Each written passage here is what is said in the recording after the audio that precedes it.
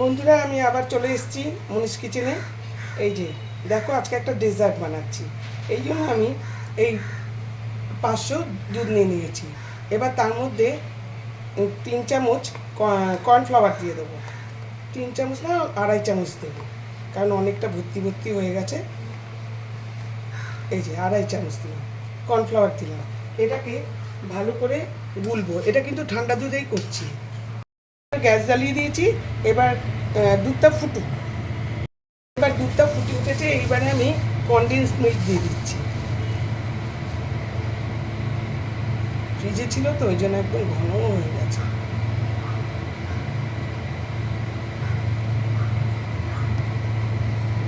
মধ্যে আমি এবার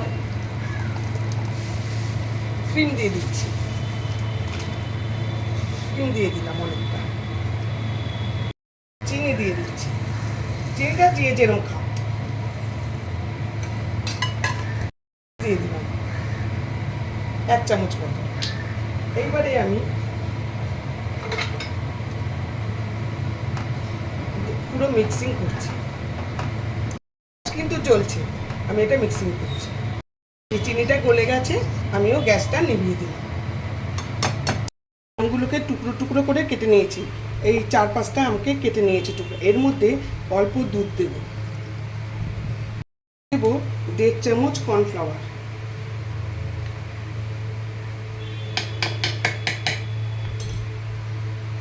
কে ব্লেন্ড করব। আমার ব্লেন্ড হয়ে গেছে।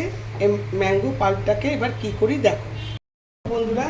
এই 4টে মটকায় দিয়েছি আর এটাতে দিয়েছি।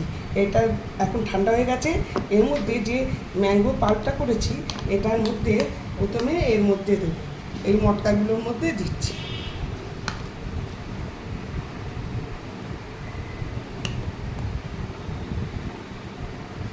কারণ আছে দেখাবো। এবার বাদবাকিটা এর মধ্যে দিয়ে দিচ্ছি।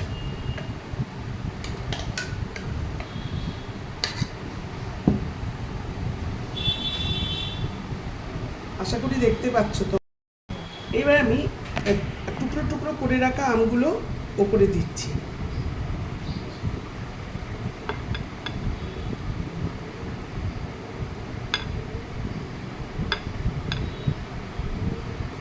এই আমগুলো ওপরে দিয়ে দিলাম। সবকটাই এরমভাবে আম দেব। এই মটকাগুলোতে এই আমের ওপরে আমগুলো দিয়ে দিয়েছি। এবার যে আমগুলো আছে, এবার এইগুলোতে দিয়ে দেবো। এই বড়টাতে দিয়ে দেবো। এর মধ্যে তোমরা অন্য ফল দিয়েও করতে পারো, কিন্তু এখন যেহেতু আমের সময়, তাই আম দিয়ে করলাম। আবার এর উপর তোমরা বাদাম টাদাম দিতে পারো। আমি অত বাদাম টাদাম কিছু দিচ্ছি না। আমের জিনিস আম দিয়েই করছি। এই যে এর মধ্যে পুরো গুছিয়ে দেবো। এইবার আমি সবগুলো ফ্রিজে রেখে দেবো। ফ্রিজে, কিন্তু ডিপ ফ্রিজে না, নর্মাল ফ্রিজে রাখবো। তো আমার রেসিপিটা আশা করি তোমাদের ভালো লেগেছে। ভালো লাগলে লাইক, শেয়ার, কমেন্ট করবে। Thank you for watching.